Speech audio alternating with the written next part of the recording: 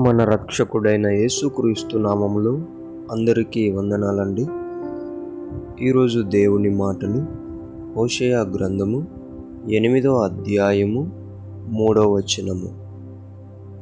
ఇశ్రాయేలీయులు సన్మార్గమును విసర్జించిరి గనుక శత్రువు వారిని తరుమును. ప్రియమైన దేవుని బిడ్డలారా,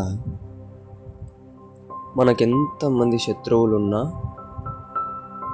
మనల్ని ఎంత హింసించాలన్నా, ఆఖరికి చంపాలనుకున్నా సరే దేవుడు వారికి అనుమతి ఇవ్వడు. ఆయన అనుమతి ఇస్తేనే మనల్ని వాళ్ళు ఏమైనా చేయాలా, లేదంటే వాళ్ళకు ఆ హక్కు లేదు, ఆ ధైర్యము రాదు. ఎందుకంటే అటువంటి శక్తిమంతుడు మన దేవుడు. కానీ మన బుద్ధి వల్ల, మన బలహీనత వల్ల మనమేమైపోతున్నాము అంటే, నాకు ఏ దిగులు లేదు, నాకు ఏ భయము లేదు, నాకు ఏ చింత లేదు, నా మీదకి ఎవరు రాలేరు అని దేవుణ్ణి మర్చిపోతున్నాం.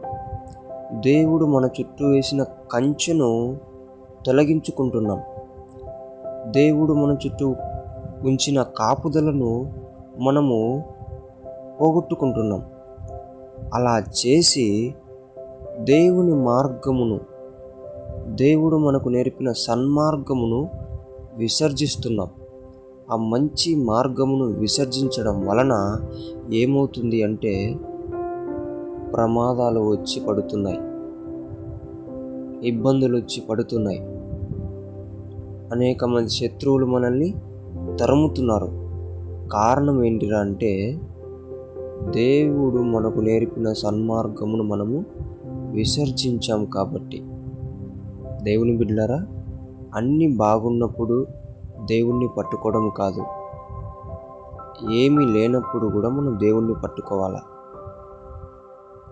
దేవుడు మనకిచ్చే కాపుదలను కాపాడుకోవాలా, కంచెను ఉపయోగించుకోవాలా, అంతేకాని పోగొట్టుకోకూడదు. అలా ఎప్పుడైతే పోగొట్టుకుంటామో మన మీదికి ఎవరు లేస్తారు? శత్రువు లేస్తాడు. శత్రువు మనల్ని తరుముతాడు.